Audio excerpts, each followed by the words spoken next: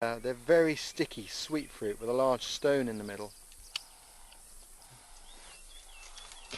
I've eaten these before. It's nice to taste an old friend.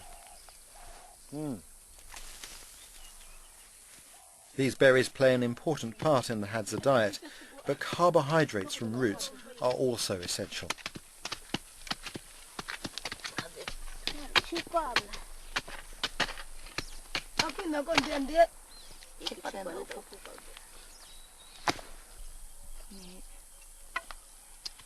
This is the plant the Hadza have been digging up. It's called sumacone, and you can see it there at the end of this narrow vine, like treasure, absolutely packed full of carbohydrate, which means energy and happiness.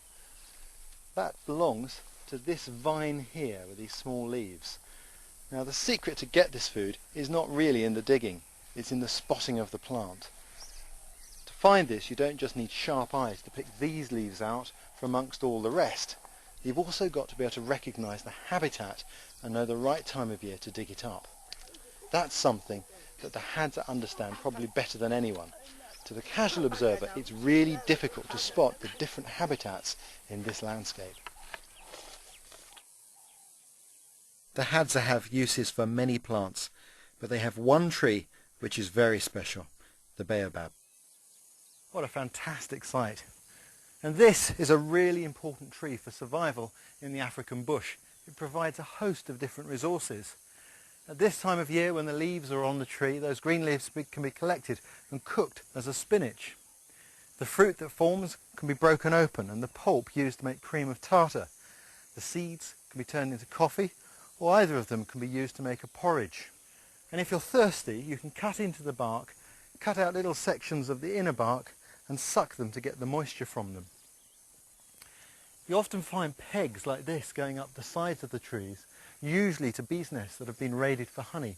But in this case it's going up to a hollow in the tree where water used to collect, and that was once a Hadza well. This one is even hollow, and if it was raining I could climb in here for shelter.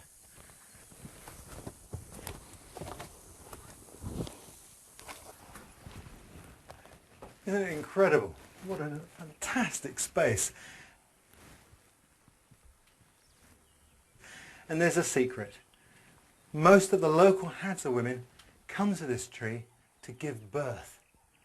It means that many of the Hadza in this area are actually born inside this tree, literally children of nature.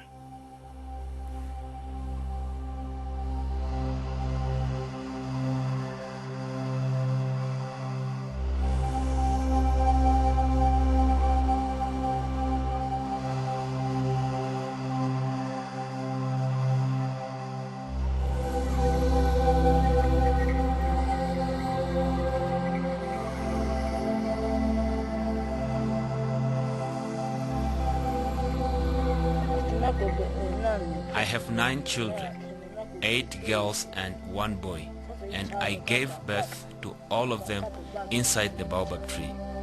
I stay in the tree for a month each time until the baby umbilical cord came away and the skin went darker.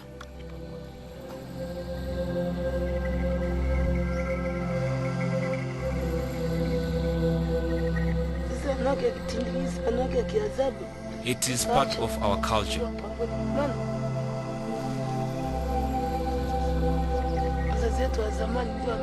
I and my ancestor have given birth in the baobab tree.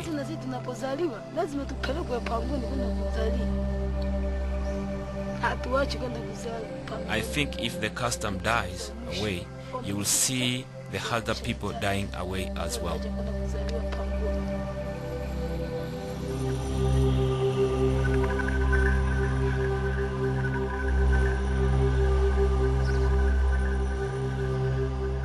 It was wonderful to see the Hadza still thriving, but how long their world will stay the same is hard to tell. The Hadza still live quite isolated lives, but there are other tribes who share this territory. The best known to the outside world are the Maasai, and they live on the hills nearby. I had the opportunity to visit the Maasai and I was interested to see the differences between them and the Hadza. Although it's a stone's throw from the village, nothing's simple in Africa, and the journey takes half a day on winding tracks.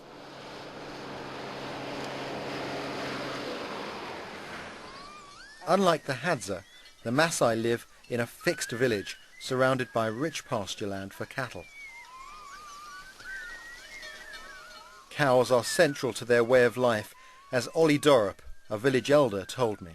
Our story said that for the long time, there's something coming just like a rope down to the world. A rope from the sky to the world. Yes, a rope to the sky down to the world. And cows follow down to the Maasai area. The Maasai people took that story that even the white people, even black people, all the cattle in the world, they belong to the Maasai.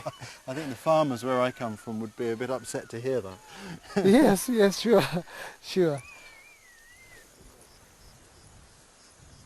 I'd been invited to a very special place where traditions are handed from one generation to the next. It's called an olpul.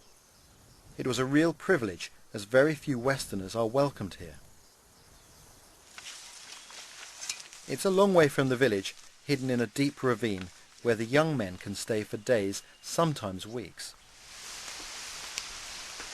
This is their bushcraft school. It's a spiritual place where generations of young Maasai have been initiated into the accumulated knowledge of how to live safely in the bush. Every plant around here has a use, and the wonderful thing is that the knowledge is still being handed on.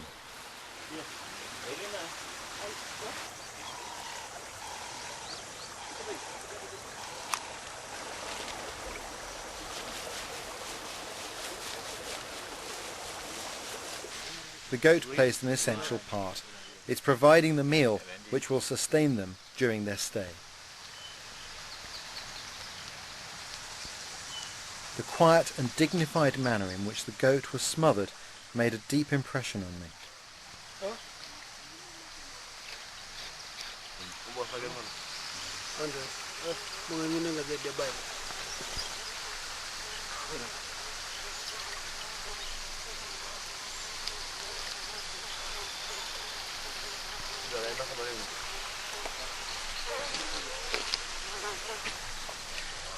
This may look gory, but fresh blood and meat is part of their tradition and forms a key element of their initiation into manhood.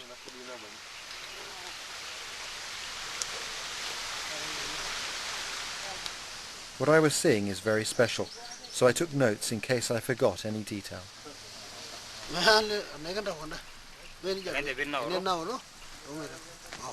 The most important part of the meal is a soup made simply from boiling the goat flesh, but a key addition is the bark of the umtogo tree, which is found just near the olpul.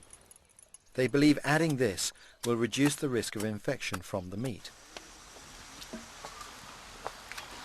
I find it fascinating the different uses that tribal people have for the plants that surround them, particularly the medicinal uses. And the Maasai are using it here as an antibacterial.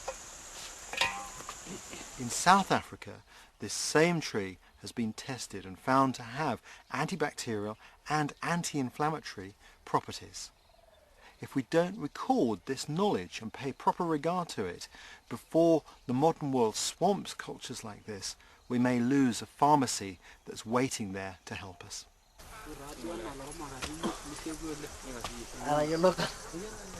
As I watched them drink their soup, I was struck by how timeless the ritual seemed and wondered just how old it was.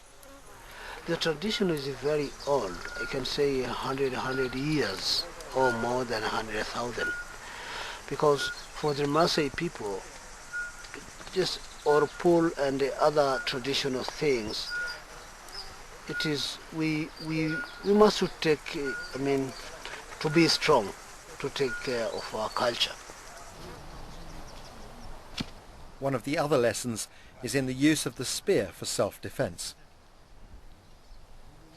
Where the Hadza use the bow and arrow, for the Maasai it's the spear.